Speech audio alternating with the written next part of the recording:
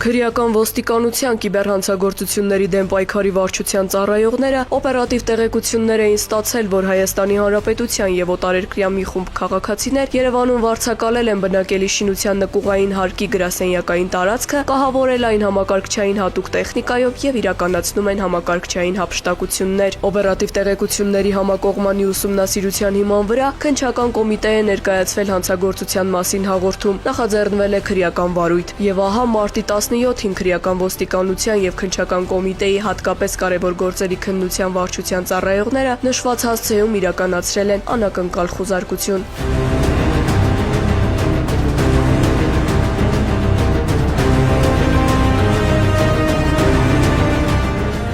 Համակարգված գործողությունների արդյունքում իրավապահները հայտնաբերել են կիբերհանցագործություններով զբաղվող խմբի անդամներին։ Դեպքի վայրից առգրավվել է հանցավոր մեխանիզմի կիրառման համար նախատեսված տեխնիկան, համակարգիչներ, բջջային հեռախոսներ, օտարերկրյա բջջային հեռախոսակարգեր, հանցավոր գործունեությունը համակարգող ուղեցույցներ, ինչպես նաև քննության համար առանցքային նշանակություն ունեցող այլ ապացույցներ։ Իրավապահները պարզել են, որ խումբը գործել է նախապես պլանավորված փուլային հանցավոր սխեմայով, օգտագործելով թվային տիրույթում հայտնի romantic scam մեթոդը։ Հանցավոր այս մեխանիզմի հիմքում հոգեբանական ներազդման եւ թվային խաբեության համադրումներ։ Այլ կերպ ասած, խմբի անդամները թաքցնելով իրենց ինքնությունն ու գտնվելու վայրը, ծանոթությունների հավելվածներում, ինչպես նաեւ Telegram եւ WhatsApp հարթակներում ստեղծել էին կեղծ օգտահաշիվներ։ Ներկայանալով որպես բարետես արտաքինով երիտասարդ աղջիկներ, նրանք թիրախավորված անձանց հետ վարել են մշակված սցենարներով սիրային նամակագրություն։ Պոտենցիալ զոհերի հավաքագրումը հիմնականում իրականացրել էին Telegram հավելվածի տարբեր զրուցարաններում։ Շահելով քաղաքացիների վստահությունը, հանցավոր խմբի անդամները տարբեր պատրվակներով նրանց ուղղորդել էին կեղծ ֆիշինգային կայքեր, որոնք քողարկված են եղել որպես առցանց գնումների հարթակներ։ Արդյունքում չարաշահելով նրանց հուզական վիճակն ու վստահությունը, ենթադրյալ հանցագործները դրդել են կատարել վճարումներ, հափշտակելով ֆինանսական միջոցները։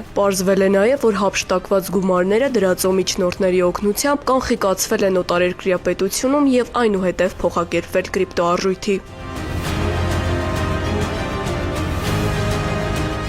Ներկայումս իրականացվում են վարույթային գործողություններ, հանցավոր գործունեությունը իրականացնող խմբի բոլոր անդամներին հայտնաբերելու ուղղությամբ նախաքննությունը շարունակվում է։